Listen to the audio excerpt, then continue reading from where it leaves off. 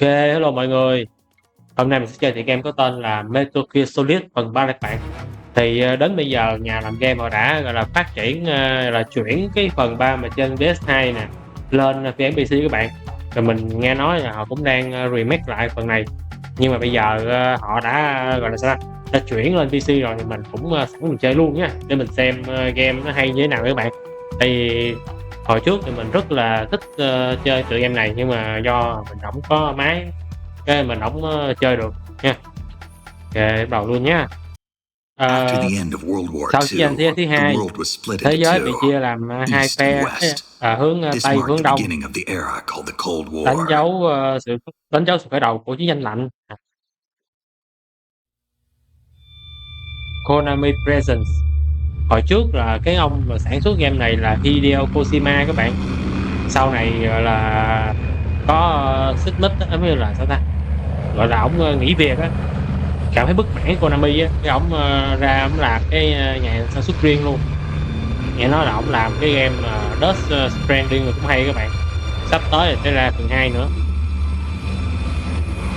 Nói chung là game mà đưa vào tay của Hideo Kojima là coi như là đỉnh của chớp các bạn. Giống như là không phải chỉ ở gameplay nha, mà mình phải có gọi là cái cảm nhận nữa. Đã bay qua Pakistan, đã tiếp cận Xô Viết nè, lại Xô Viết nữa.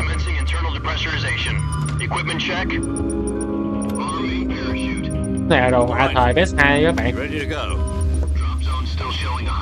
Thôi chúng ta không có gì mà là quá ngạc nhiên.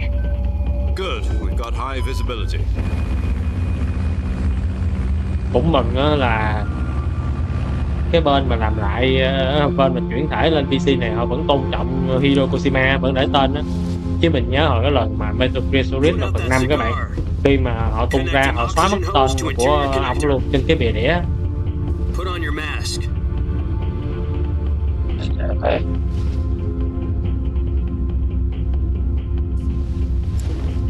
Thấy không, ông này đi không cần đội mặt, không cần đeo mặt nạ luôn. Để xem chơi gameplay như thế nào các bạn, mình đang rất là mong chờ đó. Đặc biệt là phiên bản làm lại nên mình chơi cái này nè. Sắp tới mình chơi, nhưng mà nếu có là bản làm lại mà mình có cơ hội chơi ấy, coi như mình cũng sẽ so sánh được cái cải tiến của họ như thế nào đó. Trời ơi, hút quăng điếu thuốc này. Một con người gọi là bất cần. Depressurization complete. Checking oxygen supply. 6 minutes to drop off. Đúng rồi, ở trên cao mà nó phải đội lên nó có oxy á. Oh my god. Sunrise.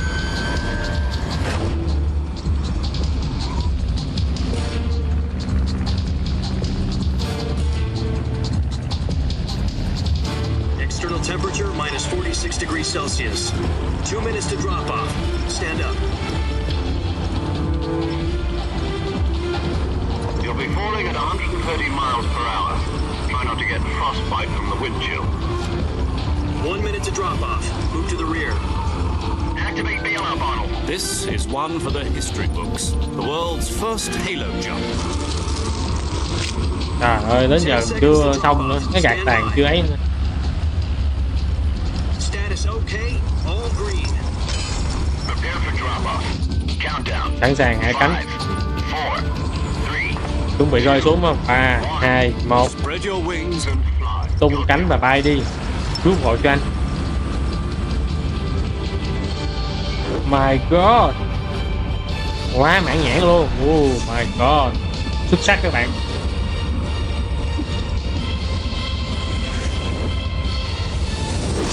Ôi rồi ôi.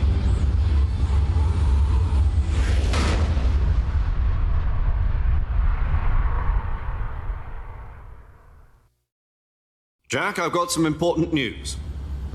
The head of the CIA has Những finally người given đứng us the đầu green của light CIA for the đã virtuous gì? mission. Virtual mission? Virtual mission. No, the virtuous mission. The Virtuous future of our mission. Fox unit depends on it. If it succeeds, we'll be officially organized into a unit. Virtuous mission? Sounds like some kind of initiation ritual. You know, don't get cocky. This isn't a training op. Right. So what exactly is this wonderful mission?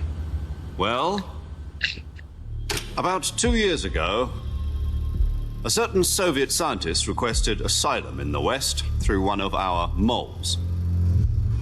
His name is Nikolai Stepanovich Sokolov.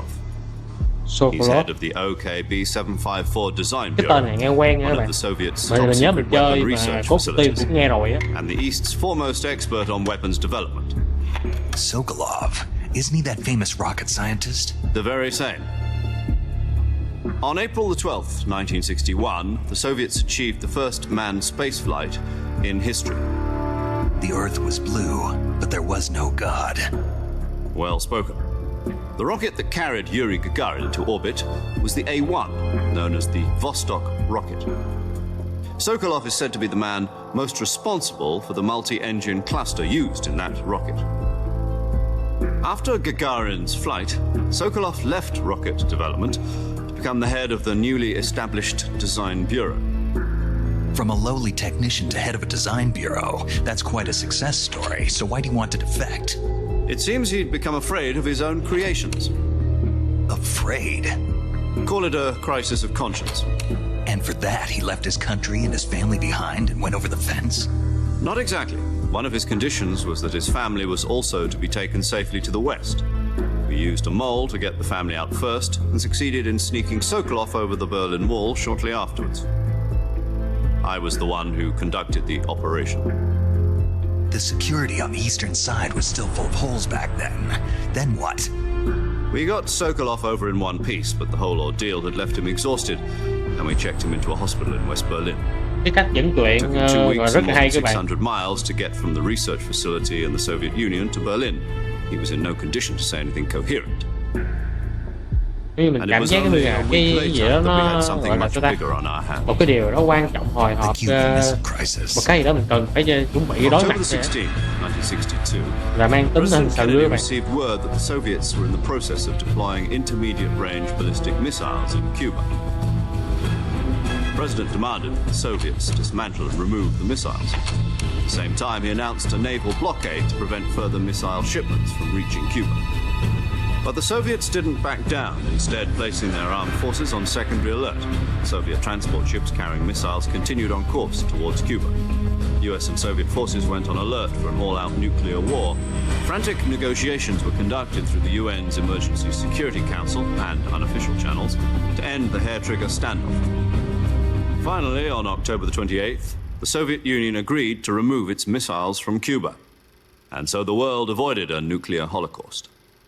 Chung là dẫn chuyện But in hơi order to get the hơi Soviets nhiều to pull their missiles thì out, tất we had to make cả a deal. mình chơi cái You phần 5 mean các the bạn one thì where nó the cũng US dẫn agreed chuyện to nhiều remove lâu its vậy á. IRBMs Khúc from đầu á các bạn Turkey?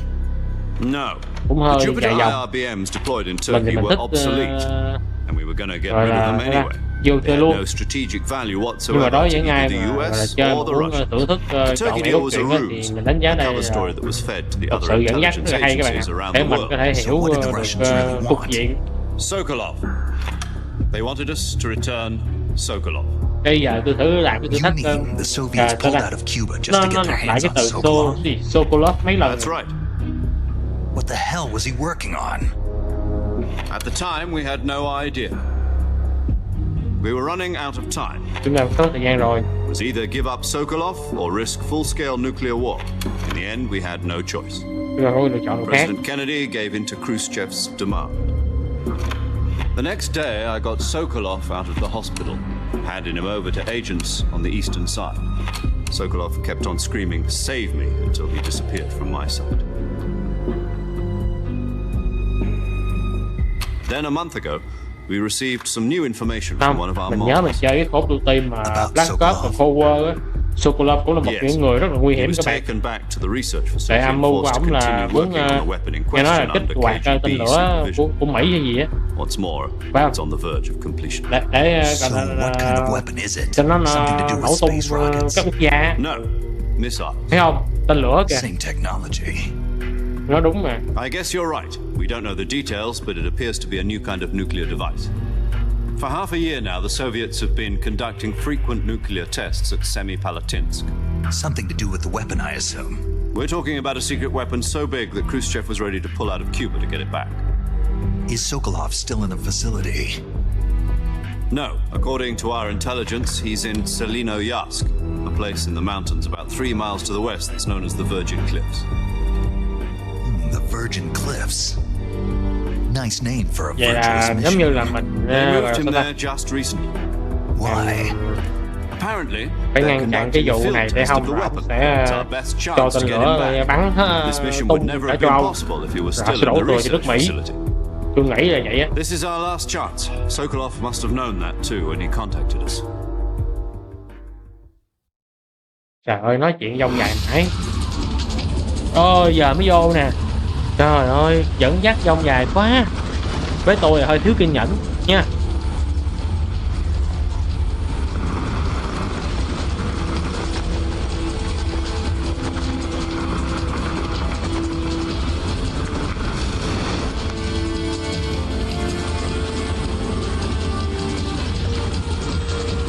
Rồi ôi, rồi Listen cái up, ép. Jack. Your mission is to infiltrate Selino Yas. Trời ơi, khi nào tôi mới rơi xuống.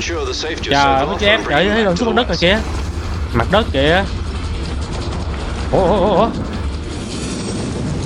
À, giống như cho mình nhìn cái tầm qua góc nhìn thứ nhất đúng không? Nhìn mọi thứ qua góc nhìn thứ nhất. Rồi, rơi xuống đi. Quá đẹp luôn. Ê mà có cần nằm lội mấy bạn. Tự nhiên cái bung dù cái này sao không đi xe, mình trà trộn hay là mình lẻn đi vô từ trên cao mình rơi xuống là cái lịch nó nhìn tôi thấy hết trơn rồi còn gì nữa, méo hiểu luôn. Mà nói vậy mặc áo đen với cái dù đen. Take it easy. It's been combat proven. Do you think Sokolov is up to it? The shock will be less than during a parachute jump, and the arm can handle up to 500 pounds. So you're planning on going over the border in a single combat talent? She's equipped with 2 6-barrel 20mm Vulcan cannons, as well as 2 40mm machine guns. Mà Sounds like she could hold her own against a battalion of tanks. game này nó không có chỉ một cái thiết lập cái phím, nó để cái ký hiệu của tay cầm các bạn. Home Để in coi time trước. for dinner. But if Tại tôi phải anything làm quen goes cái nút wrong, điều khiển trước. You'll be eating dinner, breakfast. and all the rest of your meals in the jungle.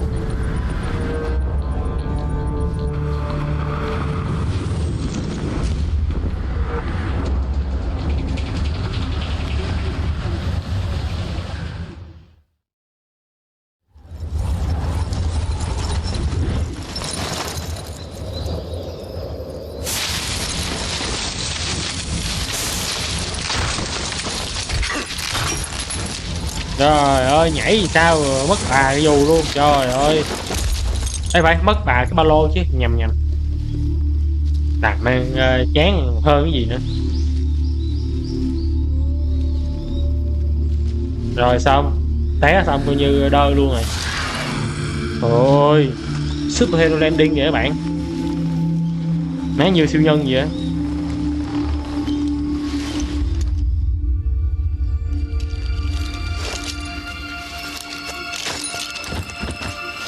Má rơi tự tin dữ à.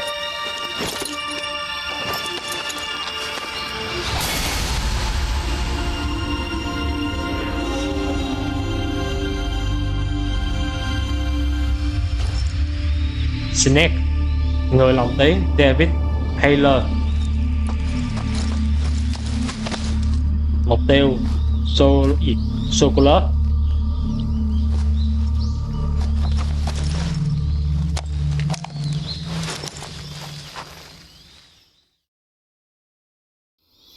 Do you copy? Anh nghe You're rõ already không? in enemy territory, and somebody might be listening in. Anh đã trong khu vực của kẻ From thù here on rồi. out, we'll be using Từ bây code giờ names to refer to chúng ta each sẽ other. sử dụng code Your name để code liên name lạc. for this mission will be Naked Snake. I'll be referring to you as Tức là Snake from code name now sẽ on. gọi là You're not to mention Snake, your real name. không được nói tên thật. Oh, Snake, you don't like snakes?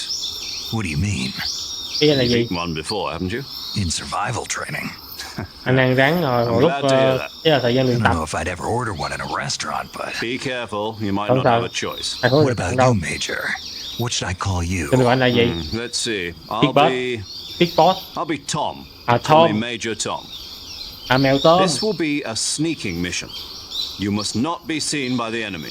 tức là You không must được để kẻ leave thù no thấy, trace of your không để lại dấu vết Is luôn. that clear? This kind of hiểu. infiltration is the Fox unit's speciality.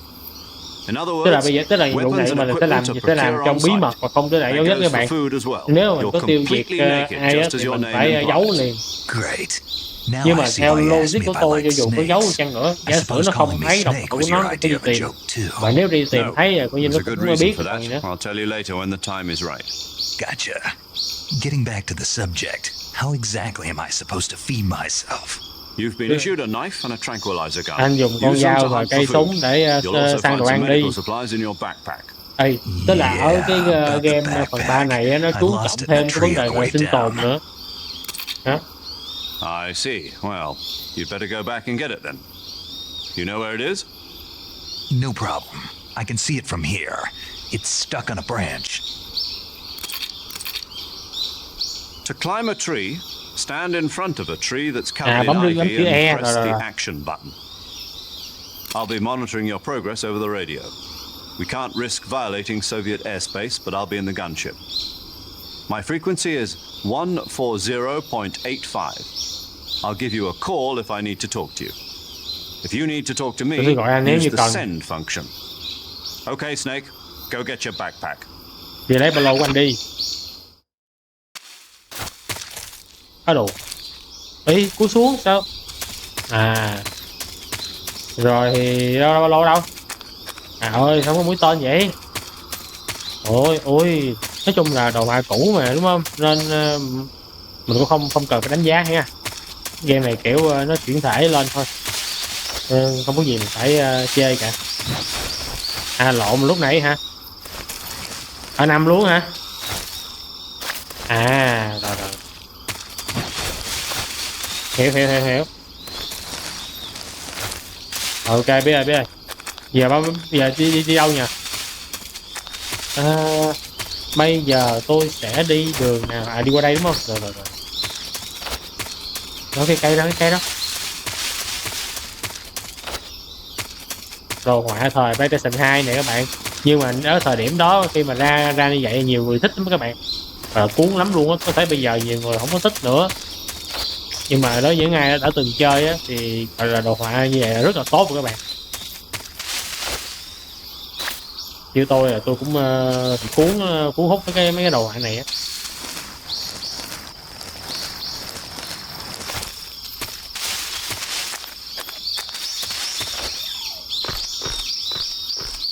Trời ơi, còn có vậy không? Thế trời. Rồi sao nữa? Không. Hướng dẫn đàng hoàng coi.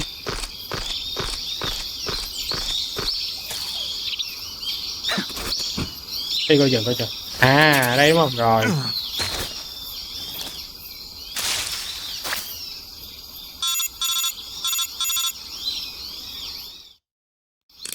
I see you've retrieved your backpack, Snake.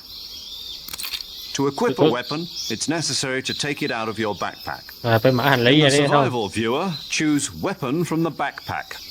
Your available weapons will be displayed in a window in the upper left.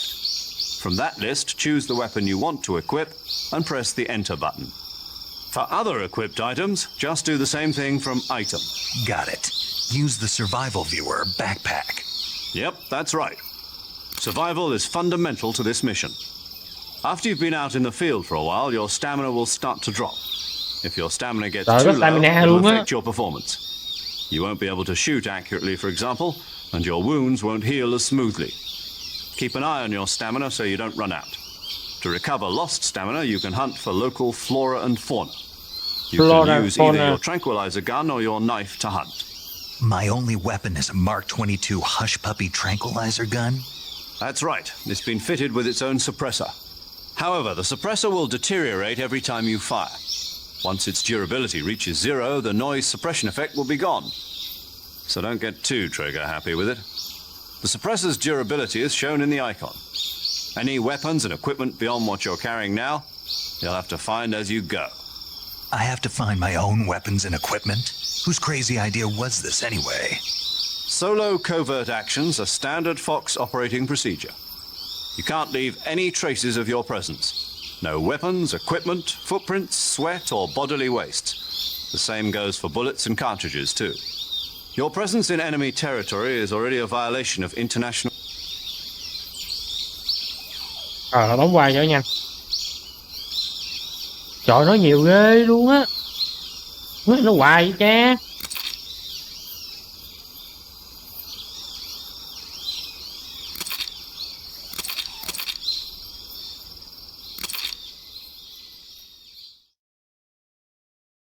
Trời ơi, tôi mà ngồi nghe nè hết giờ luôn á các bạn. Trời, nó quá à.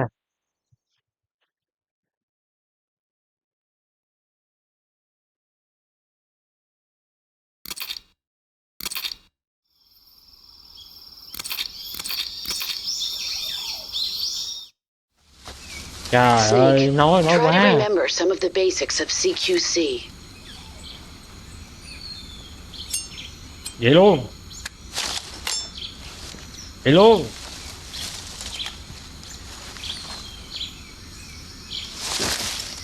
Commencing virtuous mission now.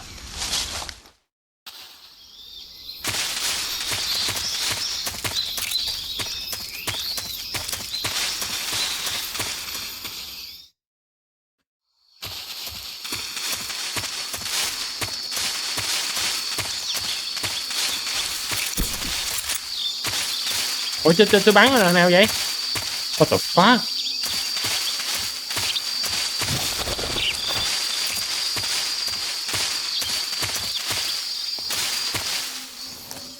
Ok. Ủa đâu? Trời ơi. Cái này nước lúng hả? Ôi cá sấu kìa các bạn. Cá sấu. Ui cá sấu kìa, trời ơi mới vô game luôn. Đây bắn cá sấu. Mày hả bưởi? Ngủ. Ê chết mẹ rồi. Trời ơi. Phải. Cái gì vậy cha? Ủa là vô nằm lầy không để gì hết trơn á. Nghĩ sao vô nằm lầy ra dũng tình cho chết chơi vậy á. Rồi bị sao ấy.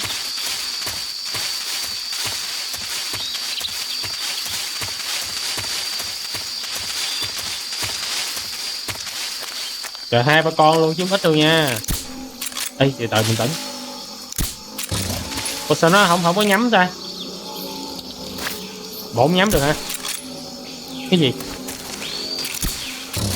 À phải nằm xuống bắn. Trời ơi. Rồi dùng dao thì sao? Ý là dùng dao sao á? Trời vãi. Thôi. Rồi. Không hiểu. Tôi bắn luôn hả? Ơi trời ơi má. Trời ơi. Chơi sao trời? Trời ơi tôi làm lại cá sấu luôn hả? Trời mấy con luôn. Trời tôi liều dữ à. Trời dữ rồi tơi. Ôi anh ơi từ rồi. Lẹ lên sắp lúng rồi kìa. Ê nó ngột lúng kìa bạn. Lẹ lên. Trời nghĩ sao á. Ê ướt quần luôn. Trời ơi ướt quần luôn kìa. Ôi rồi ôi thế cơ á.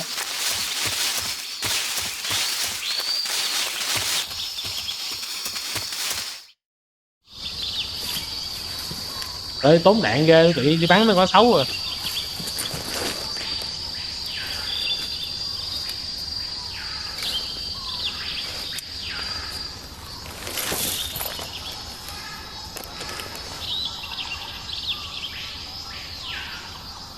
À có con lính kìa. Major, I've spotted 2 enemy soldiers. Tôi phát hiện hai They're thằng lính. probably KGB troops sent to guard Sokolov. Tức là họ đang canh giữ Sokolov. AK-47s and grenades. AK-47 và lựu đạn. Rồi ăn cứt luôn anh ơi. Má ơi. Snake, Tôi your presence in Soviet... tôi được giao nhiệm vụ là được giao nhiệm vụ kèm với gì ta? Còn giao cái súng, còn tôi kẻ thù là lựu đạn với súng AK-47. Quá đáng ghê. Trời làm sao ấy. Không đừng. Chúng ta đừng có lãng phí của công vậy. Để coi có cái nút điều khiển không sợi. Sao ta?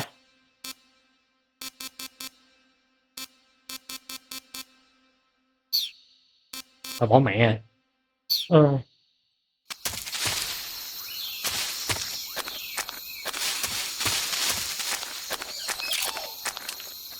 Rắn. Mày hả bưởi? Chết chưa?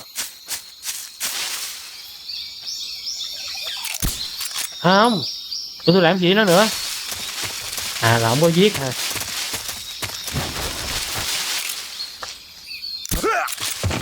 Vậy thôi hả? Tôi chờ đơn giản nha. Nhiệm vụ đơn giản nha. Rồi chỉ có bắn cho ngất thôi hả? Vậy thôi hả? Vậy thôi hả? Trời ơi nó dễ dã man luôn. Trời ơi nghĩ sao á.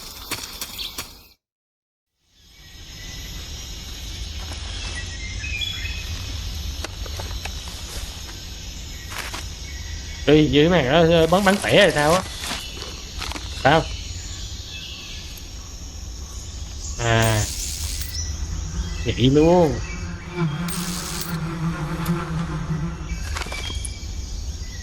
Ác rồi gian ác dữ à.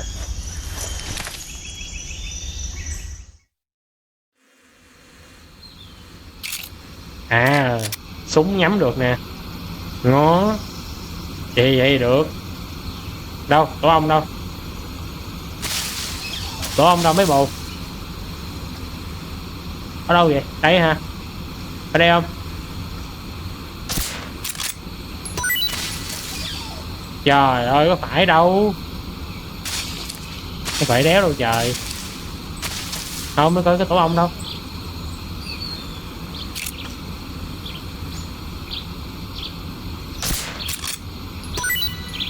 Ừ. Tổ ong đâu? Ở đâu? Ở đâu? Tổ ong đâu? Thôi bọn mẹ mệt quá. Bắn mẹ luôn đi. Mệt. Để tôi mẹ nữa chứ.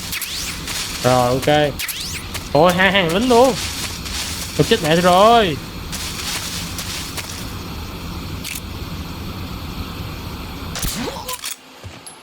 Ê.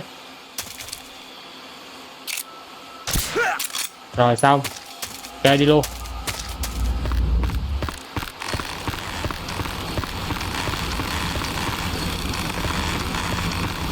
Má ơi dữ à.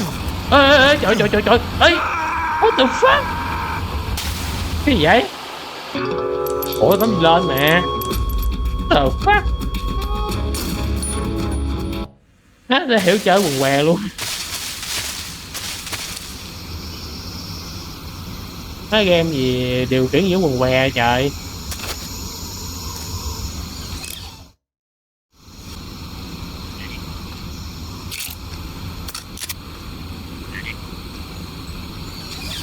Ủa hồi nãy cái con tổ ong nãy để đâu vậy? Tôi thấy tổ ong. Hình như tổ ong đây nè. Đây nè. Ôi. À bị ong dí kìa. Ngon.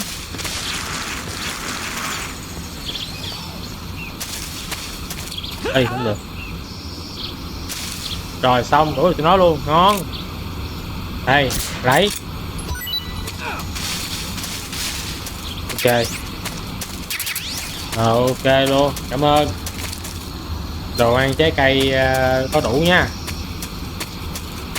Rồi thôi đi tiếp đi. Không. Ê, đừng có đi ngoài mé cầu nữa bạn. Té như chơi á.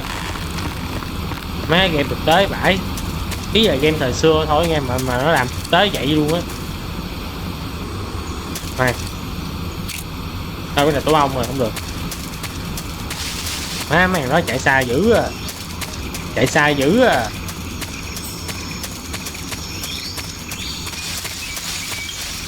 Ta loại đi bớt điểm cái gì. Ok.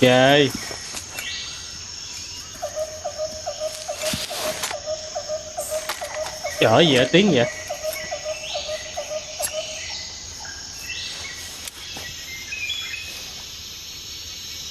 Major, I've reached the abandoned factory where Sokolov Tôi is nhìn thấy supposedly being nhà máy held. bảo quan rồi. This place is a dump. Nơi này là quỷ quái. I can't see Sokolov from here. Đây là phải đột nhập vô nhà mới biết được. Security is pretty tight. An ninh rất là chặt. There are sentries posted around the perimeter. I wonder how many are inside. Tôi muốn biết bao nhiêu cái bên trong. Chỉ có công nghệ hiện đại nào để coi được không? Your objective, Sokolov. Mệt quá, ngày nào cũng nói hết trơn á.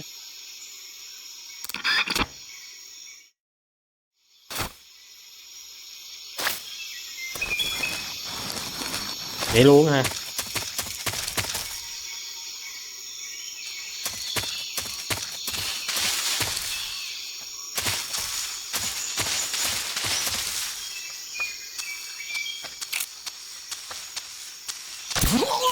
Rồi xong.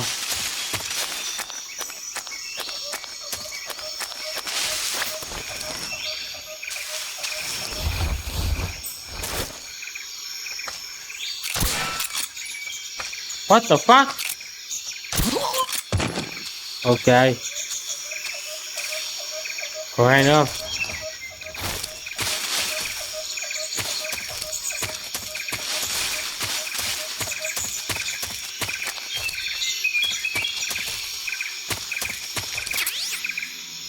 Shotgun ngon.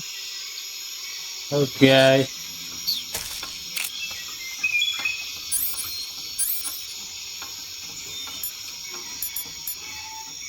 À đây ha.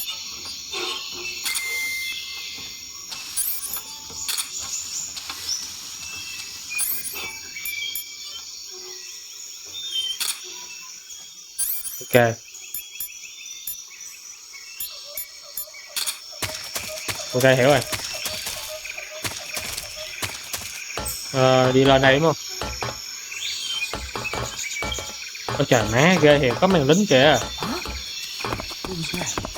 Ôi chết, xuống xuống.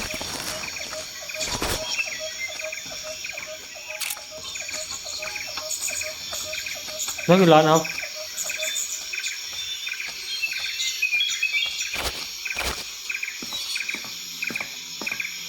Nhớ lên kìa.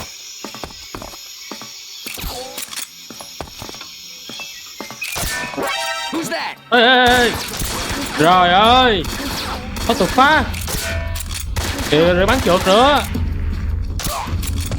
Rồi xong. Trời ơi bị lộ tẩy mẹ rồi. Xong báo động luôn bên chính xác. Giỏi quá. Má nói nhiều phải. Ủa làm sao tôi đổi equip nè. À đó. What the fuck? Này đúng không? Ok. Vậy thôi hả?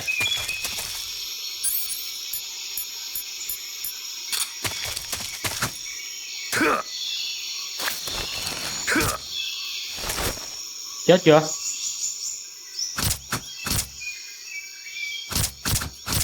À rồi đéo chết luôn à. Rồi chết rồi. Rồi ok.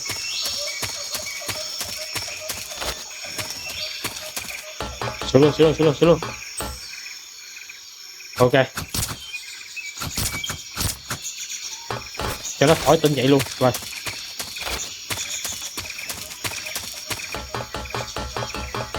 Hải.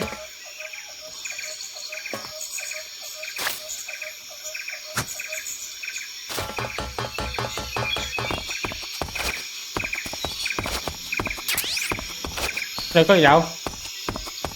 Mày làm gì? Trời ơi.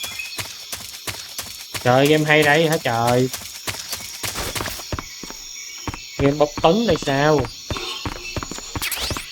Ok thuốc bơm máu nè. What the fuck cái gì vậy trời. Được đây đúng không?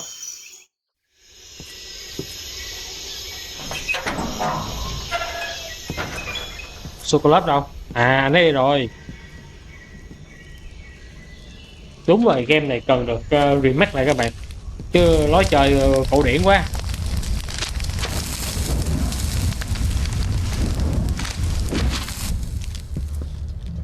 You must be Sokolov. Are you one of Volgin's men? You will never get it from me. No. Không, I'm a CIA agent. tôi là điệp viên CIA. I've come to escort you back to the Tôi other đến side để of the đưa Iron anh Curtain. ra khỏi đây. You're CIA. Anh là CIA sao? I was sent by Cục tình Major báo. Zero, the man who got you out 2 years ago. Zero? I have a message from him. What is it? He said to tell you sorry for being so late. Anh ấy nói anh rằng xin lỗi vì đã đến trễ. Did he now? What does it mean? It means he's a man of his word. But we've got no time for this. Đâu có thời gian cho nói trò đâu. They arrive. Hãy đưa ra khỏi đây trước khi mà chúng tới đi. Who's they? Colonel Volgin of GRU. You in the West know him as Thunderbolt. Thunderbolt? Never heard of him. He's a member of the Army's extremist faction, a man who seeks to seize control of the motherland. Trời ơi, Ever since the Thunderbolt Cuban ở đây Missile hả? Crisis 2 years ago, Trời ơi, ghê Khrushchev vậy. has been pursuing a policy of peaceful coexistence with the West. Despite resistance and criticism from hawks in the army and the provincial authorities, Đúng rồi, chiến Khrushchev tranh has thời managed to xưa đúng là có suppress nhiều the quân đội đáng sợ opposition thiệt các so bạn. far. But the failure Trời of ơi, his coi kìa, quá agricultural trời, policies chiếc giáp has luôn. put him in a precarious Trời ơi, position. vậy ai chơi lại nữa. On top of that, the tragedy last November. President Kennedy's assassination. Precisely. In a sense, Khrushchev has lost his biggest partner, and his power base is rapidly crumbling away. A certain group is plotting to use this opportunity to seize power by rallying the anti-government forces, overthrowing Khrushchev, and installing Brezhnev and Kosygin in his place. The mastermind behind this plot is Colonel Volgin of the GRU. He has control over another secret weapons research facility much like this one, OKB-812, known as the Granin Design Bureau, and is using it to further his plans. But that is not enough to satisfy him. Now he's plotting to seize the secret weapon I have been developing here and use it as leverage in his bid for power.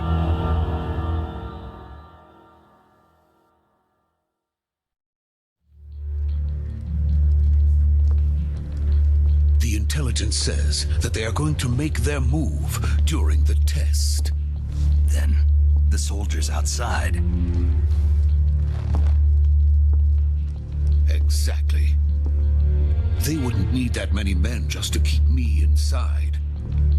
Their orders were to prevent Colonel Volgin from capturing me. Even if it meant killing me in the process, or so it would seem.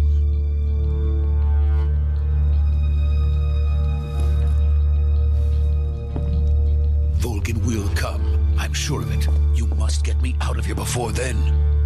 Đúng rồi, hãy đưa anh ấy ra khỏi đây đi. Hộ tống anh ấy ra, nhanh lên. By the way, your Russian is superb. Where did you learn to speak it? From my mentor. Is that so? America is truly a frightening country. Nước Mỹ là một nước đáng Having sợ second nha. thoughts. No, Có muốn nghĩ lại không? Không, I have no love for this place. Let's tôi không go. có yêu thích chỗ này đâu. Đi thôi. Người ta đã giải cứu mình rồi thì thôi đi cứ càm ràm hoài.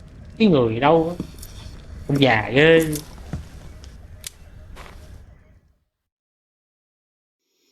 Major, this is Snake. Sokolov is safe with me. He's doing fine. No injuries. Good work, Snake. Now hurry up and get Sokolov to the recovery point. We'll rendezvous. Đi. Hắn chưa lên.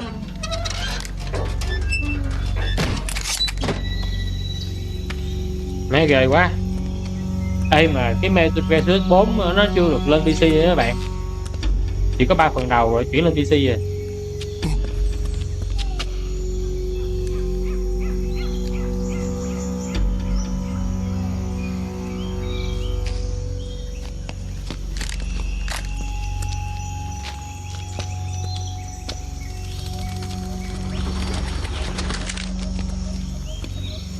Trời ơi, anh đưa tay vậy liệu anh có phát chết không?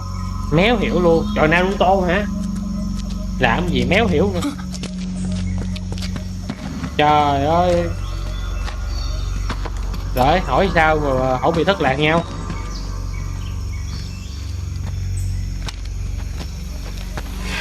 Ôi gì vậy?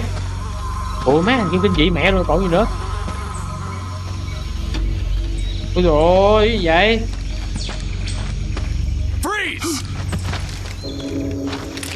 Rồi xong ăn cứt luôn. Quên. Ăn cứt mẹ rồi. Thì còn chơi mẹ nữa. Game over luôn rồi. Trời ơi. Không. Làm được mà. Snake mà sẽ giải quyết được. This is the legendary boss. So, và đây chính là ông boss huyền thoại đây sao? Trời ơi, dây có bôi à. Trời ơi, múa súng nữa kìa. We meet at last. Chúng ta cuối cùng gặp nhau rồi. Trời ơi, quay tay nữa. Quay tay nữa kìa. You're from the Ocelot unit of Spetsnaz. What's a Gru soldier doing here?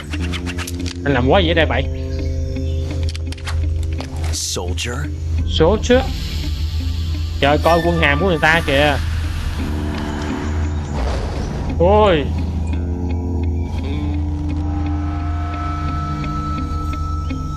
He's the Ocelot commander. That's Major Ocelot to you. Don't you forget it. Còn phải làm mau một cái nữa. Ocelot, George Keaton. Sokolov is ours. Sokolov là của chúng tôi. Đi khỏi đây, đi khỏi đây đi. Ocelot never lets his prey escape. What?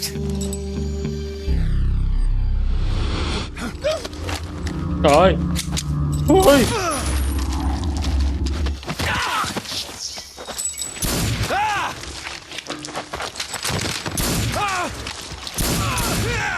Trời ơi nhanh dữ à.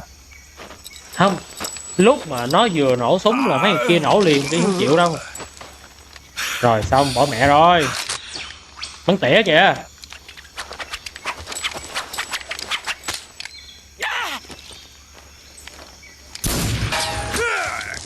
Đồ ghê canh được ấy. Tôi sạc luôn.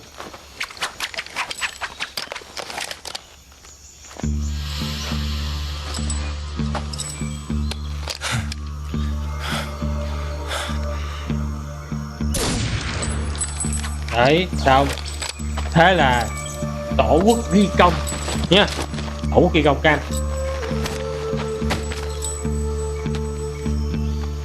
I can't say it feels good to kill a comrade, even if it is for the Gru. Sokolov, take cover. Lớp đi Sokolov. Ủa rồi mới vô game đấu trầm luôn hả? Trời đất quỷ thần ơi. Tôi còn chưa quen điều khiển sao nữa mà giờ vô đấu trầm mẹ rồi. You're not the boss, are you? Anh không phải là boss sao?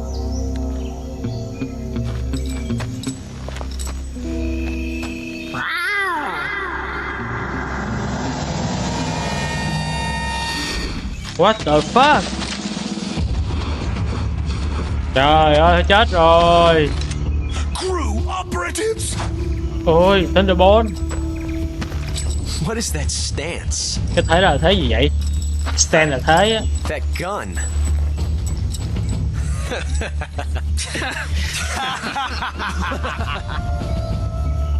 If you're not the boss, Nếu anh không phải là the boss then die. thì chết đi. Ôi trời ơi quá đẹp luôn. Ôi cái thế khóa tay quá đẹp.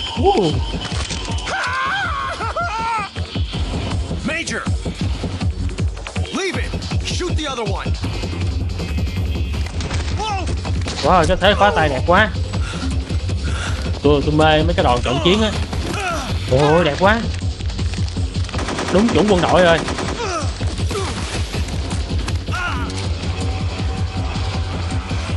Mấy cái thế mà của võ gì mà Krav Maga các bạn, hay là giống mấy cái thế mà của Jiu-Jitsu á. Ôi ôi đẹp. Mãn nhãn luôn.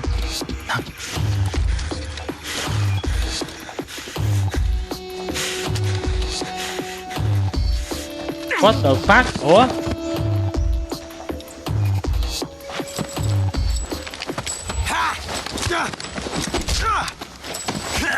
Trời ơi, xuất hiện gáy dữ vô, giờ cuối cùng bị boss đập cho bỏ mẹ rồi. Bắn đi anh, bắn đi.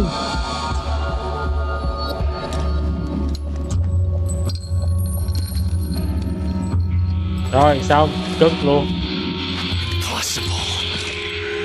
You ejected the first bullet by hand, didn't you?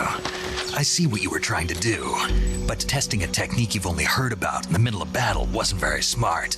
You were asking to have your gun jam on you.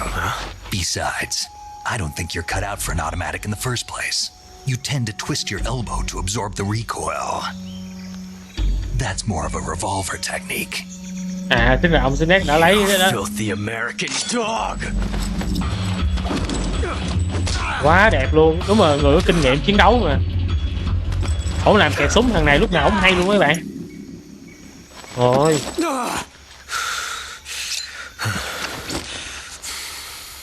But that was some fancy shooting. You're pretty good. Không chịu xử đâu. Pretty good.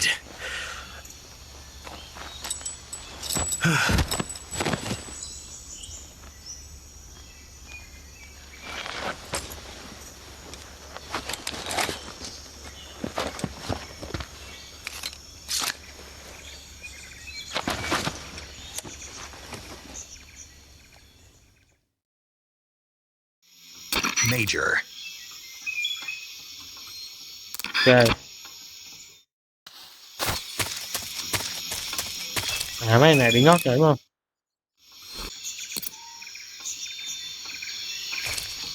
Rồi, khoan. Giờ đi đâu? Hồi nãy ở giường nào?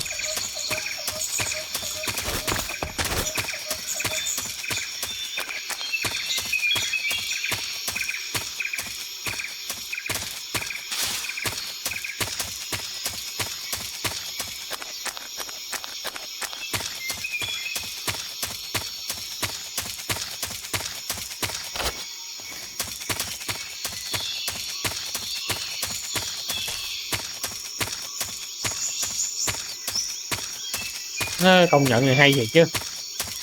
Đòn kỹ thuật rất là đẹp các bạn.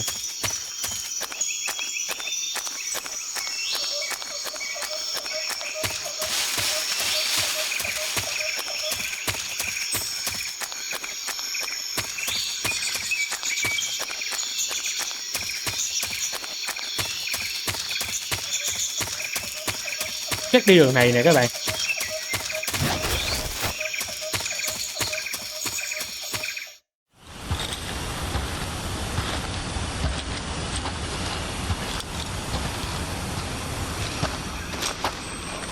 You okay? Those men were from the Ocelot unit. Spetsnaz? Yes. The best crew has to offer. They're coming for me. I'm finished. Calm down. Từ từ đi, bình tĩnh I'll đi. get you out of here, I Từ promise. đây, And bình we've tĩnh. got some of the best backup we could ask. Look, Ôi vậy?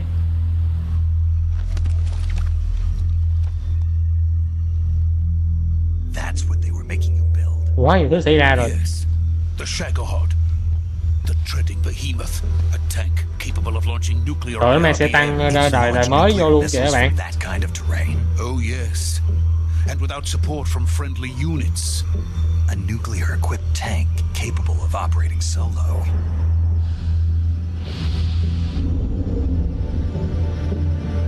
Is that thing finished? No, this is only the end of Phase 1. It won't be truly finished until we complete Phase 2. Phase 2. The weapon's true form. If it is completed and the Colonel gets his hands on it, it will mean the end of the Cold War. The end of the Cold War. Yes. And then the Age of Fear will truly begin. A world war. Chiến I tranh had thế giới. no choice but to cooperate. I didn't want to die. Tôi không muốn chết. I wanted to see my wife and child again in America. Please, take me to America, quickly. They cannot complete it without my help. Got it. Let's go.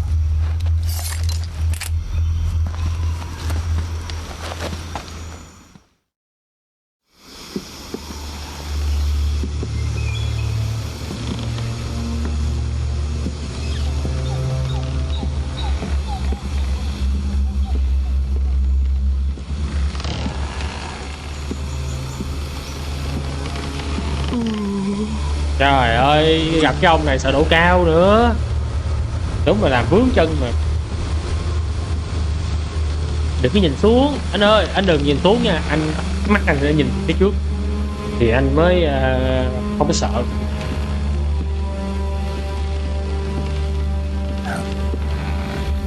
Ôi ôi cái gì vậy? Ôi rồi ôi cái gì đây? Em nào đây?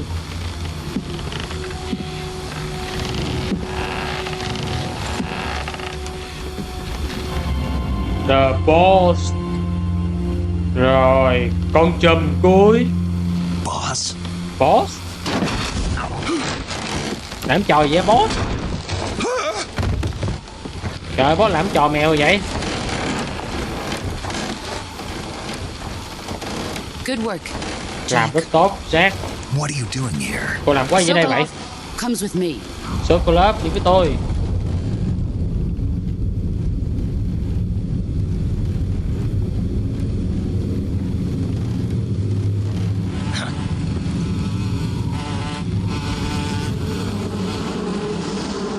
Cái gì đây? Hornets. Ôi gì vậy? Ôi. What the fuck? Rồi sao anh thấy bị bắt rồi? Hả, tụi nó điều khiển được ông luôn hả? Trời dữ rồi trời, hành phim X-Men luôn còn gì nữa. X-Men luôn rồi.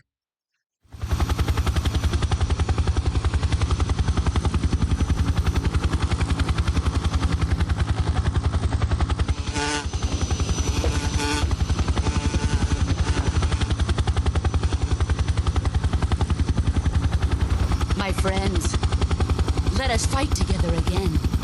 Hãy cùng nhau chiến đấu lần nữa. We will fight with you once more. Ta sẽ chiến đấu với một lần nữa. Hay vậy? Welcome back, Đây đó là mấy con boss á. boss. Now that all five of us are together, it's time we go to the depths of hell itself. Thì là sinh tồn thì coi. Nhiệm vụ mới là khó khăn mới là đây nè. It's raining blood. Is he crying?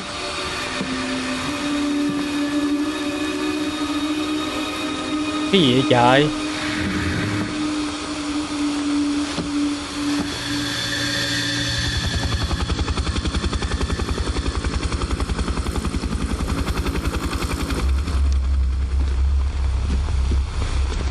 Ôi ôi, cái gì nữa vậy? Kuwabara, Kuwabara. Trời ơi, bây giờ tới người điện nữa hả? What the fuck?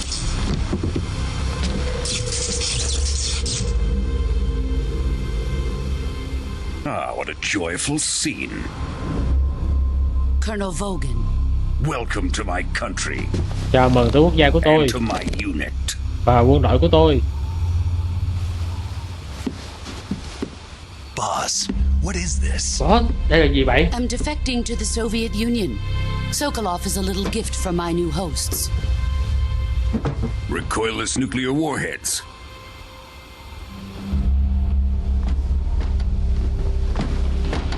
These will make a fine gift for me. This can't be happening. Who is he? Another one of your disciples? Are we taking him with us? No, this one is still just a child. Too pure for us Cobras. He has not yet found an emotion to carry into battle. What are you talking about? Rồi nói gì vậy? Think you Không can hiểu luôn pull nha. the trigger? Ôi nhanh quá. Ôi quá nhanh luôn. Trời ơi, méo hiểu. Rồi phá súng nha thì luôn các bạn, tốc độ cực nhanh luôn á. Rồi chơi dao à. Ôi, ủa nhanh quá. Thế đồ phát, trời ơi, ôi anh ơi, gãy tay mẹ rồi. Đàn bà ấy đâu, người gì đâu mà đánh ghê quá, See không thương my tiếc vậy. face. We can't let him live. Chúng tôi không để hắn sống được.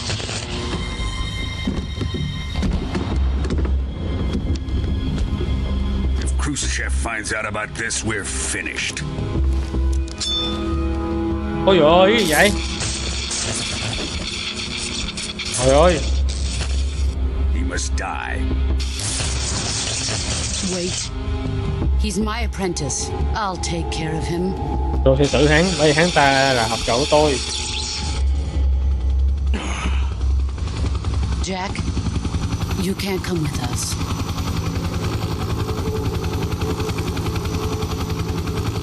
Anh sẽ đeo chúng tôi mà.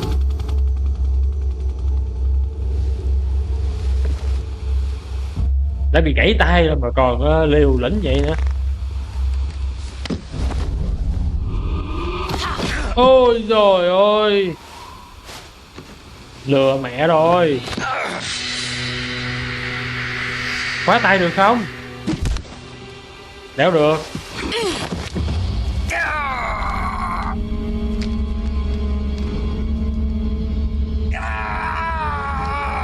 Rồi xong, bơi rất thẳm luôn. Oh no.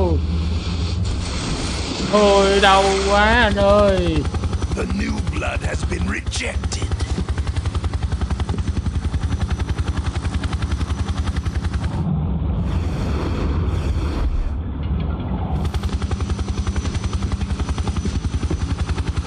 Are we done here?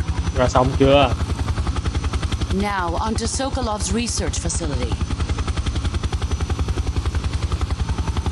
Shagohod is ours.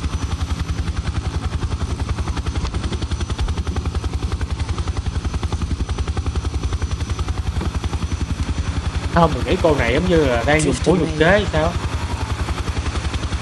Giống như không muốn học trò của mình bị liên lụy á. Giống như kiểu trà trộn mới thực hiện nhiệm vụ khác cao cả hơn hay sao các bạn. Bởi vậy mới phải làm mạnh tay vậy á.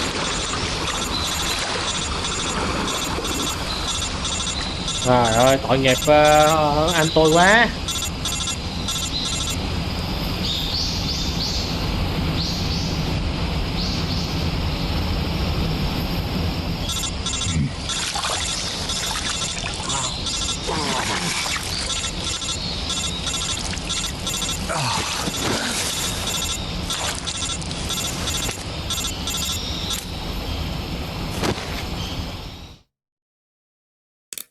Snake, can you hear me? Anh nghe tôi không? Nè Snake.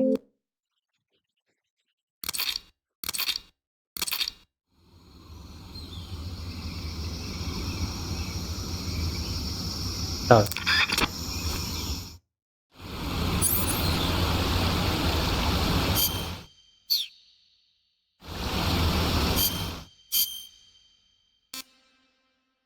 Sao? Rồi, coi được xương luôn hả? Rồi biết ở đâu bị thương?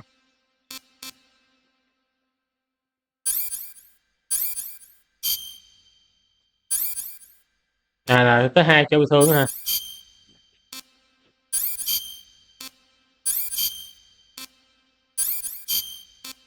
Trời ơi. Đấy là serum mà. What the fuck?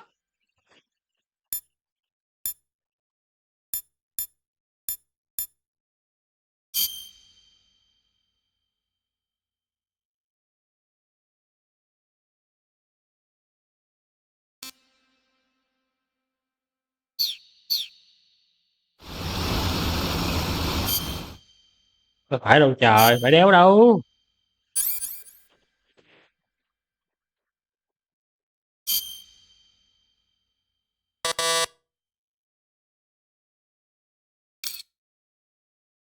Nãy sao quên à đây.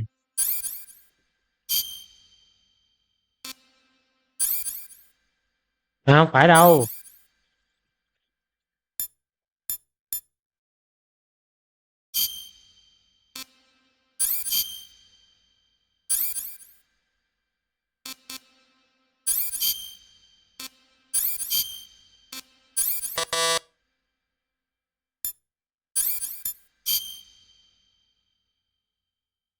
Là sao ta? Trời khó nha.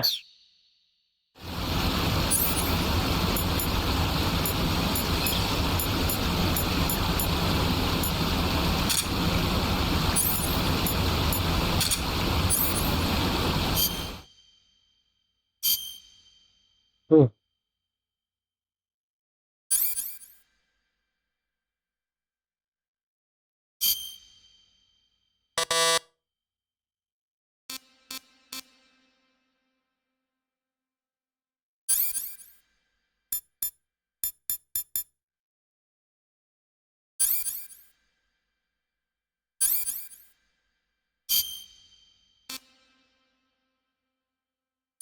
Sure.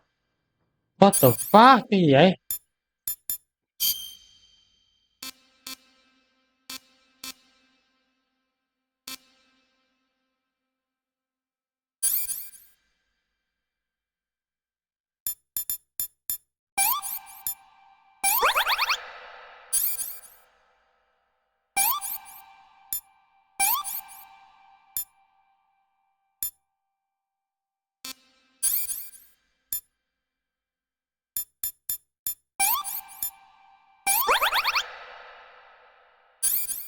Vậy hả?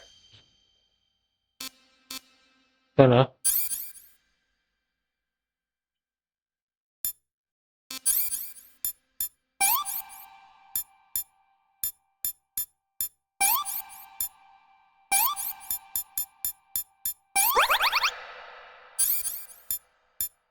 À, méo hiểu luôn.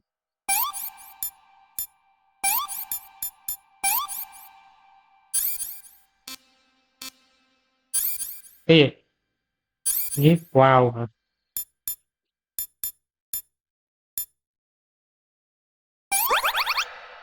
Vậy hả? Thông tin sót là bleeding đúng không?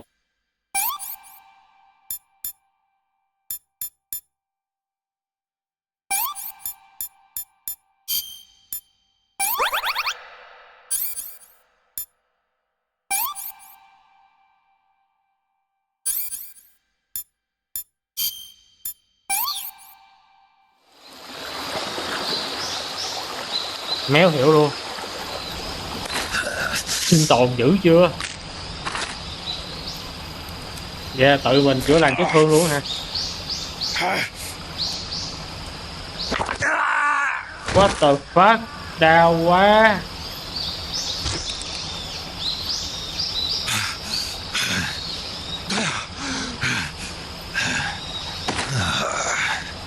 Nó tự mình chữa luôn. Giỏi thiệt chứ.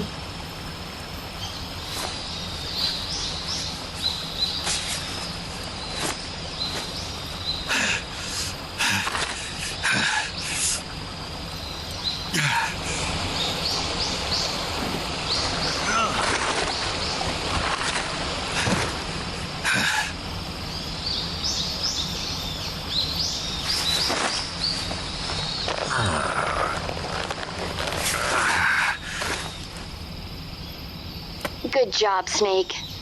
Dạ, tốt lắm We're coming Snake. to get you now. Just stay where you are. We'll drop a recovery balloon. Can you set it up?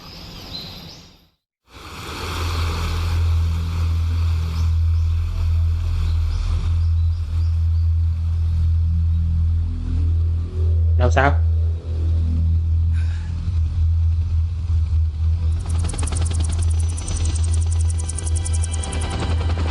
Trời ơi, giờ này mới tới.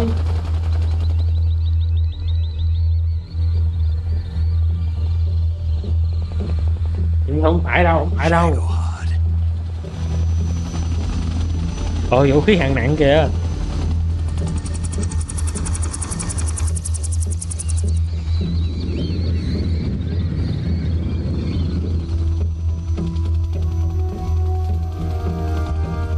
Tự nhiên nó biết á, nó thấy á.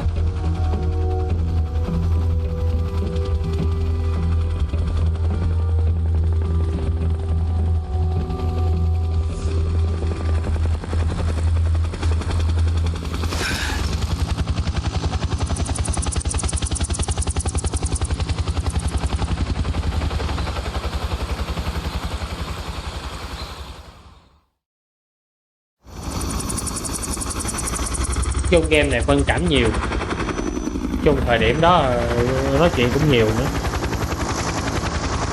Nãy giờ chơi là tôi thấy có Steam là chiếm rồi là nhiều hơn điều khiển nữa các bạn.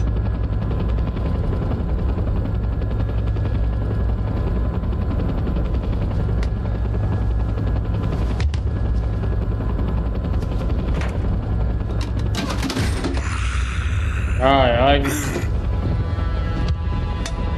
cái gì đây?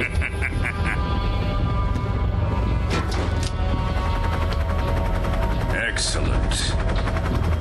A great success. Thanks to the boss and her cobras, I have both Sokolov and the Shagohod.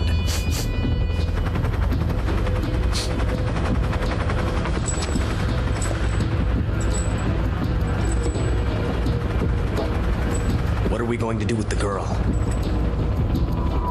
Who is she? Apparently she's Sokolov's woman.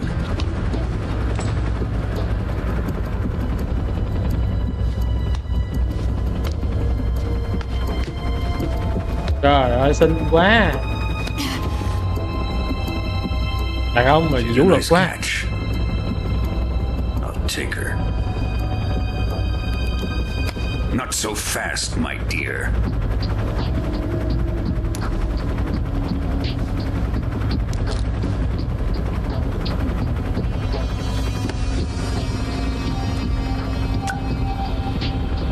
A kiss of death? Are you KGB? We may be able to use her.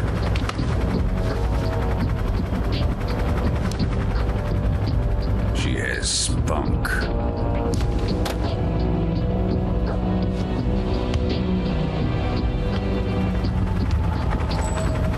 Shall we take her back to the base? Perhaps we should. We have no further use for Sokolov's research facility. I think it's time I gave this marvelous new toy a try. Colonel, even if they are our enemies, they're still our countrymen. But it won't be me that pulled the trigger. It'll be our friend, the American defector. You're going to nuke your fellow Russians? Anh định cho nổ tung cả cái gì á? Colonel! Russian là nước Liên Xô Nga, châu Âu á đúng không? Russian đúng rồi, mà Liên Xô á.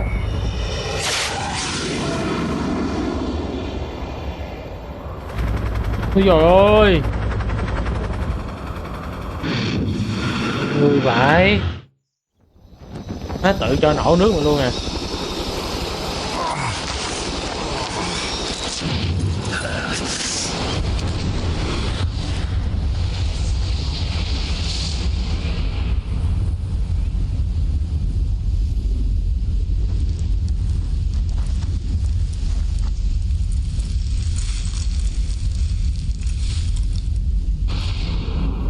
Má như bom nổ nước Nhật vậy á.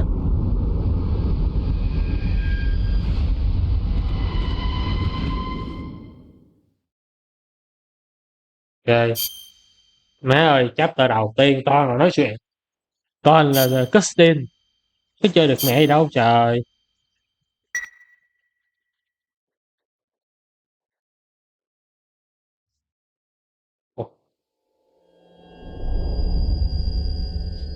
Trời ơi, giờ mới vô game mấy bạn, cô đang bên present. Trời ơi, thế mà nãy giờ ủa có chữ Việt Nam kìa. Chứ là tiếng Việt Nam á. Này có cờ đỏ búa liềm à.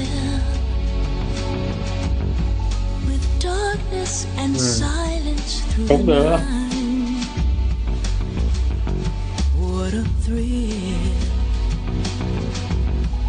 Searching and I'll melt into you. What a fear in my heart, but you're so. Thôi cho qua luôn nha. Cho đó mấy bạn lên YouTube coi thêm nha. Chứ giờ tôi cứ ngồi coi cái này là hết giờ luôn, còn gì nữa. Currently flying over the Arctic Ocean, altitude 30,000 feet. Trời ơi, mấy bên xịn dữ à. Arriving at the designated drone launch point. Drone oil pressure and voltage are nominal. Dạ tôi chuẩn bị ra nhiệm vụ nữa rồi. Payload oxygen supply is nominal. Ê tôi ý nha, thường trên Metal kia bao giờ cái khúc đầu á cũng bị đánh cho tơi tả, khúc sau mới bắt đầu đánh nghiêm túc á các bạn. Snake, we can't risk a halo jump this time around. Chơi cái Metal kia nào cũng vậy chứ, khúc đầu giờ cũng bị đạp cho búa là thua luôn. We can't get as close to the ground as we did during the Virtuous mission. So instead, we'll be using one of our newest weapons. Snake, you're being given an honor on par with Alan Shepard. Đây đúng là Snake nè. It's our last chance.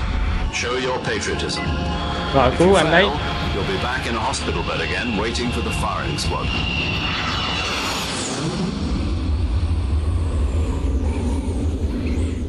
So how does it feel to be a patient in one of the most advanced ICUs in the world? Would you do me a favor and tell the suits about visiting hours? I'll never get better with them assaulting me day and night with their questions. Must be part of the top brass's inquiry. More like an interrogation. According to them, I'm a traitor and an accomplice to the boss's defection. They're just looking for a scapegoat. Does that mean they're after you too? Let's just say neither one of us is going to be made a national hero out of this. Does this mean Fox is going to die? No. This fox is still one step ahead of the hounds. The reason I came to see you today, Jack, it's time for Fox to clear its name. What are you talking about? The situation has changed. We've still got a chance to come out of this one alive. Yeah, what kind of chance? Don't get too excited. Here, have a cigar. It's Cuban. Hút thuốc nữa. This morning, I had a meeting with the CIA. They decided when they're going to execute us? No. Something even bigger. Yesterday, the White House received an unexpected call. Nhà trắng nhận cuộc gọi không mong đợi. Yes, I hear you, Mr. Tôi nghe đây Johnson. anh, Chairman. It was a hotline call from Khrushchev to President Johnson. From the head of the Soviet Union? That's right. Trời ơi, bên Soviet A gọi few điện days qua luôn ago, nè. one of our country's main design bureaus, OKB-754, was destroyed in a nuclear explosion. At about the same time, our anti-aircraft radar picked up a signature that appeared to come from one of your military aircraft.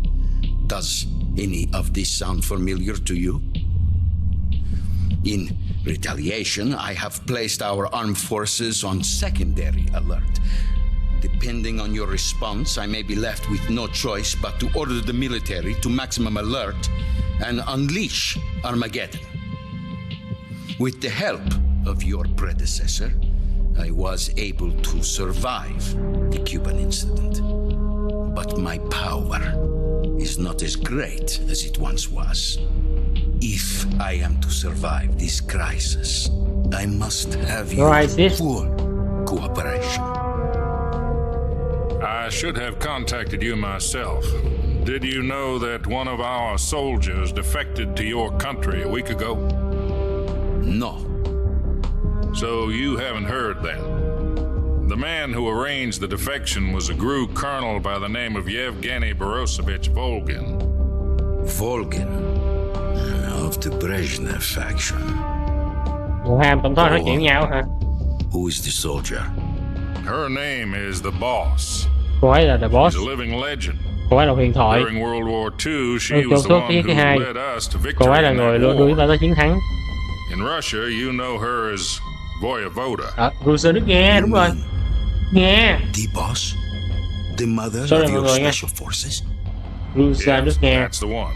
Nó riết cái đầu óc And she nó took two như cái gì vậy? miniature nuclear shells along with her. The Boss took two miniature nuclear shells. I'm afraid so. I believe they were a gift for her new hosts. The Davy Crockett Atomic Battle Group delivery system was completed 2 years ago. But serious problems were found with the launcher's range and precision. Although they were mass-produced, they've never been deployed in battle. Chúng chưa bao giờ được dùng trong cuộc chiến. Đúng rồi, nó nổ cái là nó càng quét diện tích lớn mà. I can only offer you my deepest condolences over this terrible tragedy.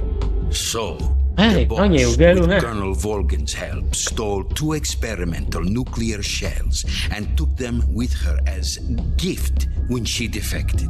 Then, shortly thereafter, Sokolov's design lab, a top-secret military research facility, was destroyed by one of these weapons.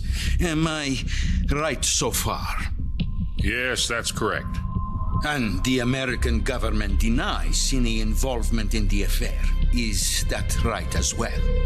That's correct. We were not involved in any way. Then what was a U.S. military aircraft doing on our radar screen? It was clearly in violation of our airspace. And yet you say it was not acting under your orders. That's correct. You expect me to believe...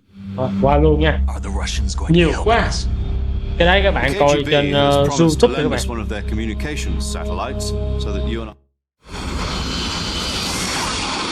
Trời ơi, nói chuyện rồi là không có chơi được cái gì luôn á.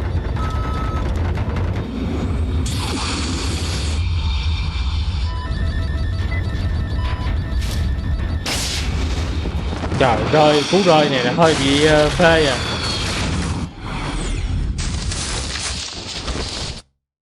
Qua luôn đi. This is...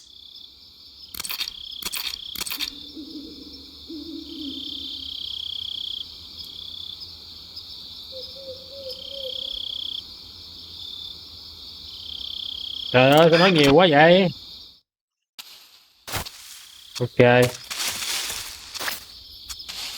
Má game nói nhiều quá luôn á. Lúc cần giọng nói đâu. Trời ơi, đi vậy hả? Trời, lén lút là vậy hả? Trời ơi, lén lút vậy á. Tình nét đúng không?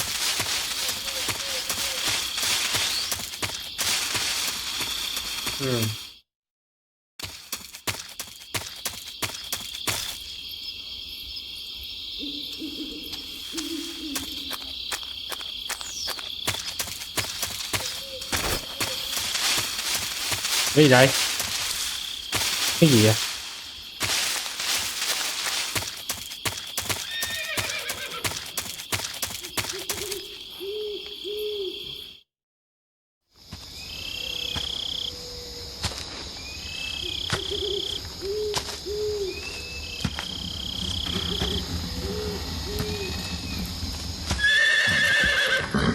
Trời ơi, có ngựa luôn.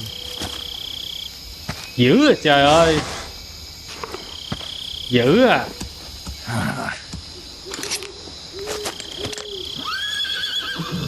Đúng rồi. Cái trụ sở này nó thả ngựa được mà. Này ngựa của nó. Looks like death wasn't ready for you yet. No, lại gặp nhau nữa rồi.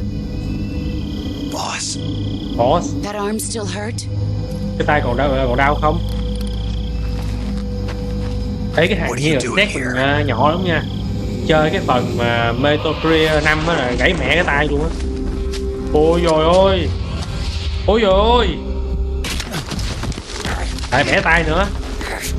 Mẹ yếu vậy. Rồi xong. Lại nữa. Má ơi, chị biết là súng em mua mất tiền lắm không? Bẻ tay nữa kìa. Ôi trời ơi. Đúng rồi, chủ Aikido luôn các bạn. You don't have a prayer of finishing your mission. You're not even armed. Boss. Boss. Chị ơi.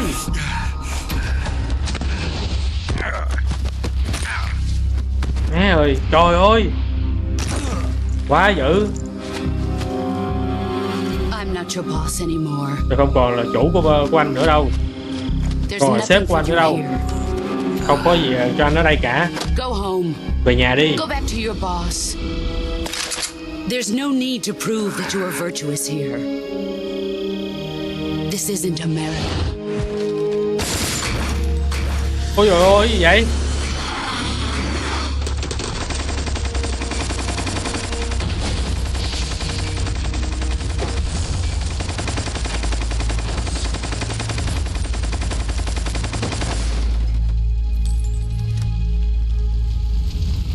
That should stir things up a bit. You'd better hurry.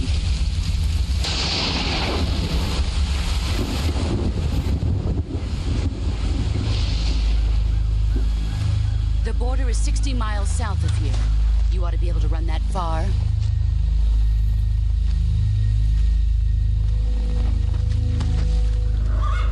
Why'd you defect?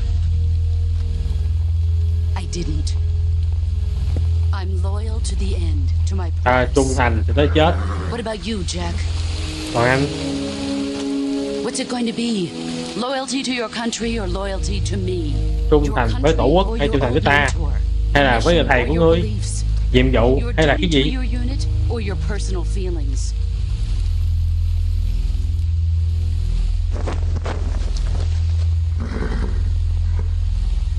You don't know the truth yet.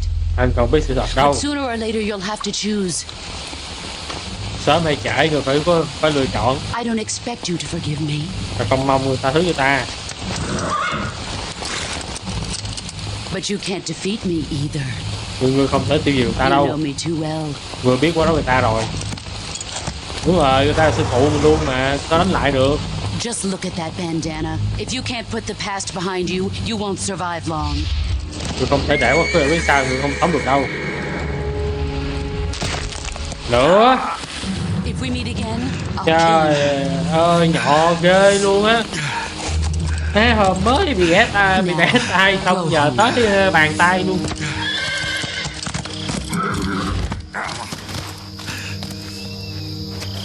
Má nhân vật nhỏ nhất game luôn các bạn.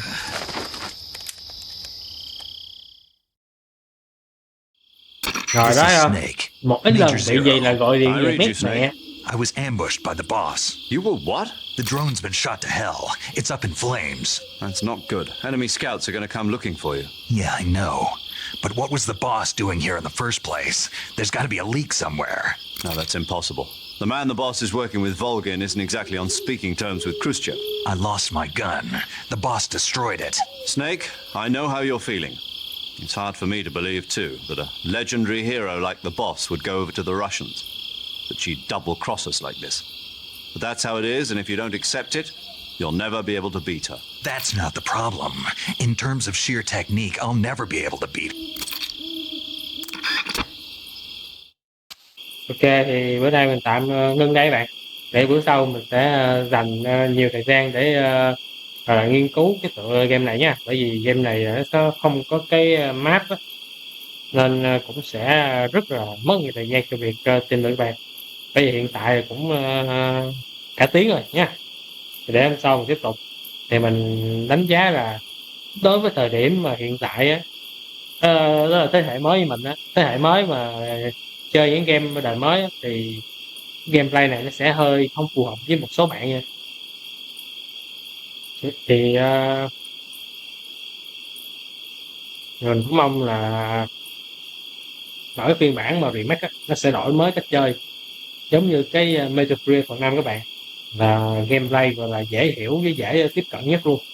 Tại vì nếu không mà mấy bạn mà nhiều khi chơi lại game này á, nhiều khi không có quen nhé. Ok, hẹn gặp các bạn các video sau nhé.